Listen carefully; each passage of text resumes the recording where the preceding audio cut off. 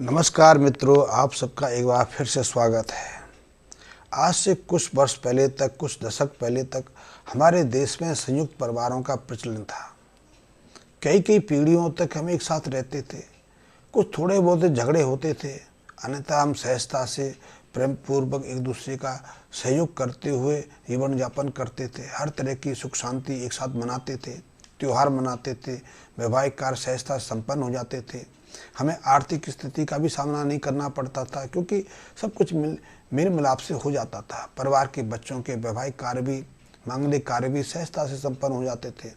हमें विपरीत स्थितियों का, प्रतिकूल स्थितियों का भी सामना नहीं करना पड़ता था। हमारे पारिवारिक सदस्यों के मध्य अनावश्यक मतभेद पैदा नहीं होते थे। हम लोग एक दूसरे का सम्मान करते थे। बीमारी में हमें छूती नहीं थी। लेकिन आज तो स्थितियाँ बिल्कुल बदल गईं। आज हम जो मकान बनाते हैं उसमें कुछ वर्ष भी हमारे लिए रहना मुश्किल हो गया है, जबकि पहले मकानों में कई कई पीढ़ियाँ गुजर जाती थी। 3 या 4 पीढ़ियाँ तो सहजता से उन मकानों में रह ही लेती थी।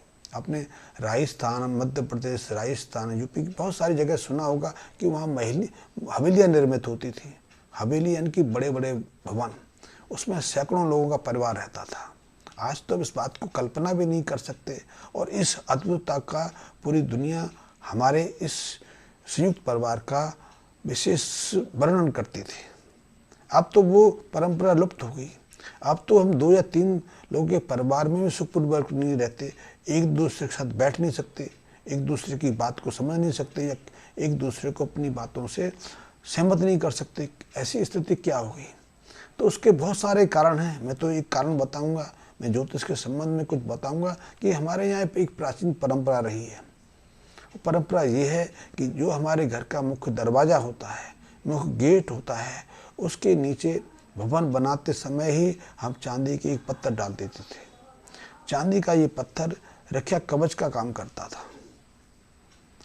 लेकिन यदि आपने मकान बना लिया है, अब तो आपको मकान के नीचे वो चांदी डालने की स्थिति बन नहीं सकती। तो ऐसे में आप चांदी की तार या चांदी का पत्थर बनवा के आपने मकान के मुख्य गेट, मुख्य जो दरवाज़ा है, उसकी चौखट के चारों तरफ आप उसको कील लगवा सकते हैं, कील सकते हैं। क्योंकि चांदी का जो पत्थर है और चांदी का जो तार है मुख्य गेट के नीचे जो लगाया हुआ है, वो कई तरह की विषम स्थितियों को बचा लेता है। पहली स्थिति तो घर में कोई भी व्यक्ति प्रवेश करे, उसके मन में क्या है, वो आपको हानि पहुंचाने आया है, आपका अपयश करने आया है, आपका मान सम्मान को नष्ट करने आया है, या किसी भी तरह से आप पर हमला करने आया है, तो जैसे ही वो आपके मकान की देहरी को पार करेगा, उसके मन के विचार बदल जाते हैं। वो आप पे हमला नहीं कर सकता, वो आपके ऊपर कोई प्रतिकूल आघात कर ही नहीं सकता। ये चांदी की तार की पहली महत्वता है। उसके विचारों में बदलाव आ जाता है। उसका क्रोध, जो अनावश्यक क्रोध होता है, अनावश्यक जो विचार होते हैं, वो सहजता शांत हो जाते हैं। दूसरा, चांदी का जो पत्थर है, चांदी की जो तार है, वो बाहर के किसी प्रदूषित हवा को, प्रदूषित जिसे कहते हैं कि भूत प्रेत के प्रकोप को, या फिर संक्रामक रोगों को घर में प्रवेश करने नहीं देता, वो रोक लेता है। इसलिए ऐसे परिवारों को ऐसी अनावश्यक परेशानियों का सामना भी नहीं करना पड़ता। उनके ऊपर मानसिक विषमताओं के प्रकोप भी नहीं होते। उनकी मानसिक हालत बहुत सामान्य रहती है। इसलिए वो दूसरों के प्रति ना तो गलत सोचते हैं, ना दूसरों का अपमान करने के विचार मन में ला सकते हैं। और ऐसे पारिवारिक सदस्य जो हैं, वो अनावश्यक बीमारियों के श्राप से बदलते रहते हैं।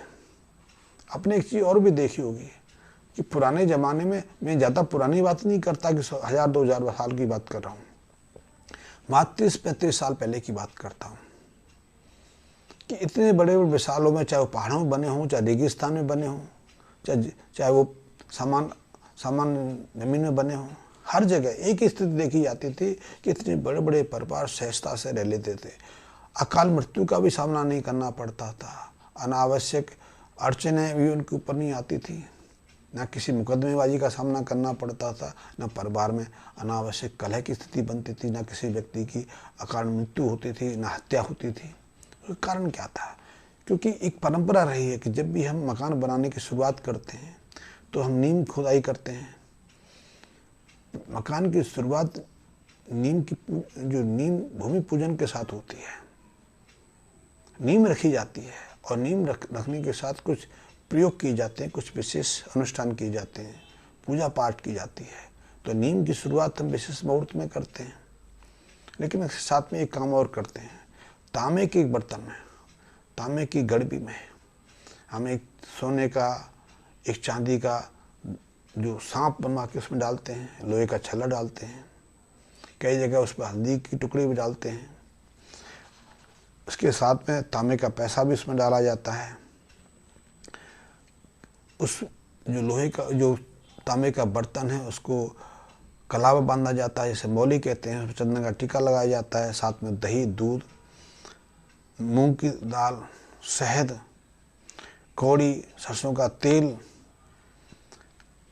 और तिल आदि भरकर उस लोहे के, उस तांबे के बर्तन को नीम में दबाया जाता है।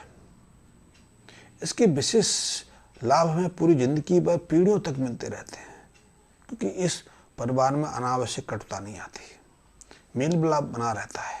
अब तो इस परंपरा को हमने त्याग दिया, अब तो मुहूर्त जैसी स्थितियाँ खत्म हो गई। अब तो नीम पुछती है, नहीं पुछती है, हमें मालूम ही नहीं। भवन निर्माता ऐसा उपक्रम करता है, करता नहीं करता है मालूम नहीं। इसीलिए ज़्यादातर मकानों में आप 10 से 15 साल भी जिंदगी व्यतीत नहीं करते। आपके बच्चे आपके साथ नहीं रहते, पति पत्नी के मध्य संबंध समान नहीं रहते।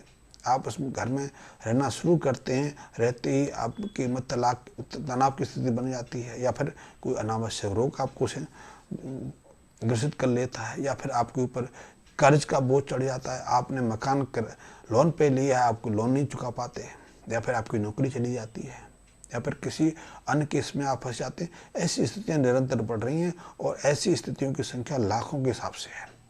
लेकिन पहले इतने बड़े बड़े भवन बनते थे, जिनमें आज के संदर्भ में देखा जाए ऐसी सैकड़ों हवेलियाँ आज भी हमारे देश में विद्यमान हैं, जो आज से कई सौ साल पहले बनी, जिसमें 10-10 करोड़ का तो लकड़ी लग गई, क्योंकि तब तो साधन नहीं थे। तब तो ना तो इतने बड़े बड़े आरे थे, ना इतने बड़े बड़े कारीगर थे, ना मशीनें थी, ना उपकरण थे, लेकिन फिर भी उन्होंने बनाए और इतना खर्चा किया। और उसके बाद इतने लोगों का परिवार उसमें रहता था, लेकिन उनके मध्य तनाव, कलह, लड़ाई झगड़े की स्थिति नहीं बनती थी, क्योंकि उन्होंने उस सबसे बचने के लिए उस रक्षा कवच के रूप में तांबे के बर्तन को विशेष शुभ मुहूर्त के अंदर विशेष चीज़ों के साथ उसमें दबाया था, और वो मकान के लिए रक्षा कवच का काम करता था। अब तो हमने परंपराएं त्याग दी। परंपरा त्यागने का परिणाम हो आप देख रहे हैं।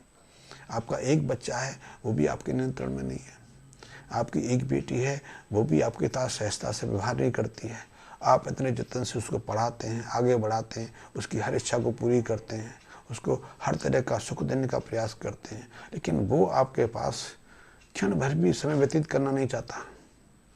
बहुत सारे परिवार ऐसे हैं, और ये स्थिति धीरे धीरे साफ होती जा रही है कि आप अपने नए मकानों में 1 दशक से ज़्यादा सुखी नहीं रहते। सुख रहने की बात तो दूसरी है, एक साथ आप रह नहीं पाते। इसलिए सैकड़ों बड़े बड़े भवन आज रिक्त पड़े हैं। आप देखना, आप अध्ययन करके देखना। आप 100 गज के मकान में रहते थे, आपका परिवार में 10 सदस्य थे तो बहुत सुखी से थे। आप 2 कमरों के मकान में रहते थे, बहुत शांति से मिलनसार रहते थे। लेकिन आज जो लोग 200, 250, 300 गज के मकानों में रहते हैं, उस मकान के ज़्यादातर कमरे तो सफाई नहीं होती है, उनकी मकानों की साफ सफाई नहीं, जाले लग जाते हैं, या उनके बच्चे एक बार वहाँ से निकल जाएं पढ़ने के नाम पर, नौकरी के नाम पर, या किसी अन्य चीज़ के नाम पर, वो दोबारा मुड़ के नहीं आते।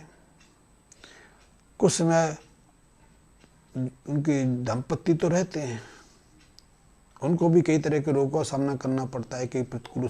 उस सब का कारण यही है कि उस मकान को सही तरीके से हमने बनाया नहीं, उसकी शुरुआत ही गलत कर दी। तो आप यदि मकान बनाने वाले हैं तो आप एक छोटा सा प्रयोग करके देखिए, और देखिए कि कैसे आपका परिवार सुखी रहता है, शांति से रहता है, एक दूसरे को समर्पित रहता है, एक दूसरे से मिलनसार की स्थिति में रहता है। आप कई अनावश्यक रोगों से बच सकते हैं। आपके ऊपर निश्चित रूप से आर्थिक बोझ का जो स्थितियाँ कभी निर्मित नहीं होगी, और आपने यदि अभी तक सब्सक्राइब नहीं किया तो सब्सक्राइब कर लें। आपके जीवन में कोई परेशानी है, आप कोई अतिरिक्त जानकारी चाहते हैं, आप ज्योतिष में रुचि रखते हैं, उसको पढ़ना चाहते हैं, समझना चाहते हैं, तो इस संबंध में भी आप मुझसे संपर्क कर सकते हैं। मेरा व्हाट्सएप नंबर, मेरा मोबाइल नंबर डिस्क्रिप्शन पर है, तो उसके अनुसार आप मुझसे संपर्क कर सकते हैं। धन्यवाद मित्रों।